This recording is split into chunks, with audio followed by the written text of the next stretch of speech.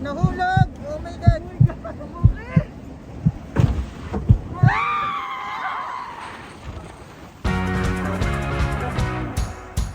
Ang Enchanted Kingdom ang unang theme park na napuntahan ko, kaya kahit nakapag Disneyland at Universal Studios na ako, bumabalik pa rin ako dito because it holds a special place in my heart.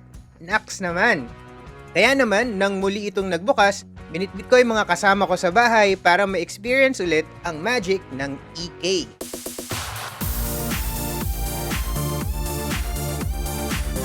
Hey there, poor traveler, we are Vince and Josh. Matagal-tagal na rin kaming hindi nakapag-theme park dahil sa pandemic, kaya in this video, samahan nyo kaming alamin kung ano yung bago, gaano kahaba ang pila, and ano ang mga dapat gawin kapag magpupunta sa Enchanted Kingdom sa panahon ngayon. Actually, 2 months ago pa kami nagpunta, pero just when we were about to upload this video, biglang nagsara naman ang EK.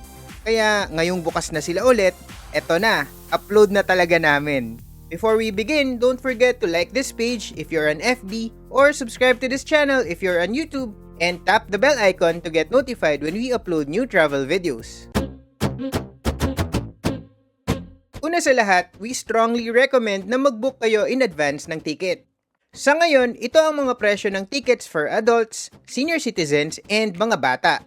Note na nag-iiba ang presyo para sa mga bata depende sa height.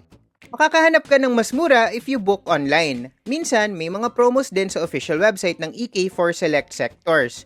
Pero ang cheapest na regular ticket na nakita namin ay sa Klook, only 811 pesos per guest. It's best to book online ahead of time.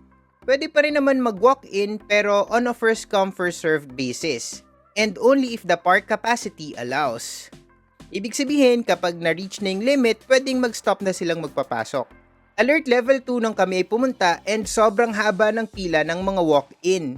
Yung mga nag-book sa Klook and sa EK website have their own booth or entrance na mas maiksi lang so they could skip the long line. Mahalagang tandaan na nagbabago ang mga policies from time to time. Noong nag-alert level 3 noong January, temporarily nagsara yung park. Pero nung nagpunta kami ay alert level 2 lang and at the time, guests of all ages, vaccinated man or hindi, are allowed to enter. Pero sa indoor dining establishments, kailangan ng vaccination ID para makapasok. Temperature checks are conducted upon entry. If your body temperature is 37.6 degrees or above, maaaring hindi ka papasukin. Hindi rin pwede ang guests na may symptoms na related sa COVID-19 tulad ng headache, body pain, diarrhea, dry cough, loss of smell and taste, and shortness of breath. You must also wear a face mask at all times. Ang EK ay located sa San Lorenzo South sa Santa Rosa, Laguna, hindi kalayuan sa Maynila. If you're taking public transportation, may mga terminal sa Buendia malapit sa LRT Hilpuyat Station. Sakay ka ng bus na papuntang Balibago. Sa Walter Mart, sakay ka ng tricycle papuntang EK. Paminsan-minsan ay mayroon ding available na EK shuttle service sa Buendia that can take you straight to Enchanted Kingdom. Pero hindi ito available all the time, so it's best to check with the management first. Kung may sarili ka namang sasakyan, make your way lang sa SLEX and take Santa Rosa exit. Mula sa toll gate, turn left and continue driving, then sa intersection ng Walter Mart, turn right until makita mo ang EK. Pagdating mo sa parking, bibigyan ka ng stub na kailangan mong bayaran before ka umalis. Ang parking fee ay 50 pesos. Gaano kahaba ang pila? Isa ang Enchanted Kingdom sa mga family attractions na pinakamalapit sa Maynila, kaya kahit may pandemic pa, medyo marami pa ring visitors. Okay, unahin natin yung pila sa entrance. If you booked online, whether sa Klook or sa website, maiksi lang yung pila. Konting hintay lang, nakapasok na agad kami. Yung mga walk-in, medyo mahaba talaga ang pila, kaya mas okay talaga na mag-book online. Yung pila sa mga attractions naman, parang halos back to normal na pagdating sa dami ng tao and haba ng pila. Pero, we visited on a Saturday in December, so hindi na kami nagulat kasi peak season naman talaga yon. Sobrang na-traffic kami kaya't past lunch na nang kami nakarating sa EK. Kaya naman we were able to try 5 rides lang. Una naming pinilahan ang Space Shuttle and may gulay ang haba ng pila. Inabot kami ng 1.5 oras bago makasakay. Kahit hilo-hilo pa kami nun, we tried to collect ourselves and pumili na agad sa susunod. Sa part na to, nag-divide and conquer kami. Sina Vince, Ces, and Mariah, aatak daw sila sa Extreme Tower Ride na hindi pa nila na-try before. Kami naman ni Leo and Pai, mas pinili ang oldie but still goodie na Jungle Log Jam para medyo mahimasmasan. Surprisingly, hindi ganoon katagal, well, relatively, yung hinintay namin. 40 minutes lang and nakasakay na kami kaagad.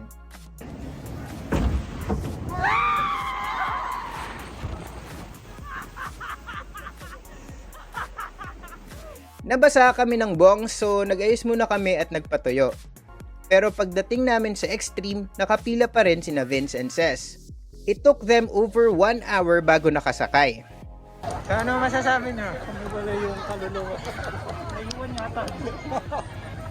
Madilim na nang matapos and malapit nang magsara yung park so naghanap kami ng ride na wala masyadong pila para masulit naman namin. Fortunately, nakita namin itong bagong-bagong twin spin. Nagulat kami kasi halos walang pila dito. Siguro kasi hindi pa ganun kasikat yung ride na to and medyo malayo siya sa usual crowd favorites like Anchors Away, Jungle Log Jam, Space Shuttle, and yung Extreme nga na nasa same side lang of the park. Itong twin spin kasi nasa kabilang side. Katapat lang ng Disco Magic. Pero mga besh, if mag-EK kayo soon, try nyo tong twin spin kasi sobrang fun.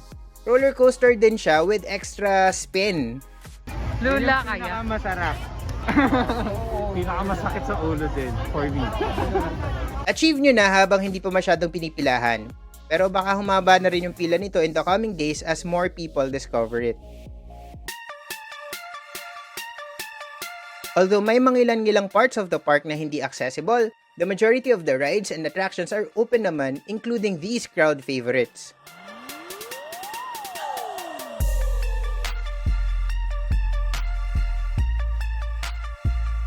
Meron ding mga gated attractions or yung mga activities or rides that have separate admission fees on top of the entrance fee. Yun nga lang, di namin na-try. Pero ito yung mga yon.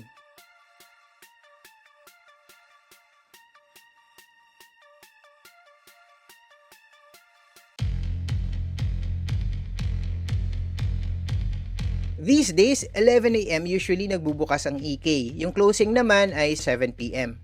Bukas sila kapag weekends pero may mga seasons na bukas sila kahit weekdays. Check the official website for the updated operating days and hours.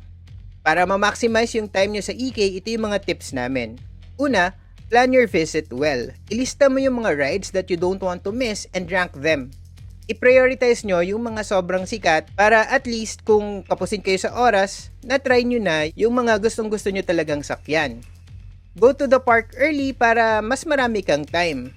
Mas kaunti rin kasi yung tao kapag umaga and kumakapal habang gumagabi. Have your meals elsewhere. Kumain na kayo before pumunta or after your visit para snacks na lang yung kakainin nyo sa loob. Mahaba rin kasi yung pila sa mga kainan dun sa loob.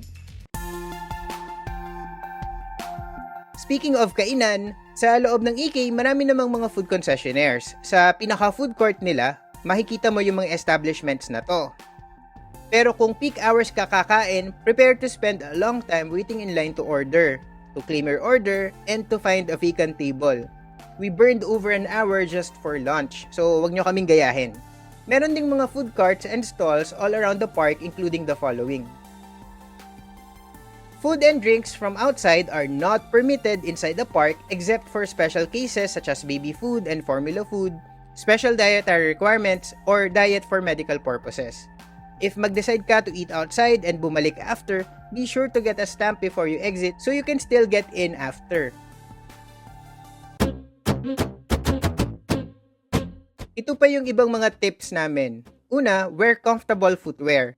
You will be doing a lot of standing, walking, and waiting in line. Pangalawa, bring extra clothes, lalo na kung may bala kang sumakay sa mga nangbabasang rides tulad ng Jungle Log Jam. It's also easy to sweat when exploring under the sun. And panghuli, bring a power bank, lalo na kung balak mo mag-take ng maraming pictures. Meron ding mga ATMs and lockers sa loob. If you need more information about EK and other destinations near Manila, you'll find comprehensive travel guides with sample itineraries on our website, www.thepoortraveler.net, or check out the links in the description. If you have questions, comment lang kayo below. Or follow or message us on Instagram, TikTok, and Twitter. Just look for @thepoortraveler, single L. Don't forget to like this page if you're on FB or subscribe to this channel if you're on YouTube, and tap the bell icon to get notified when we upload new travel videos.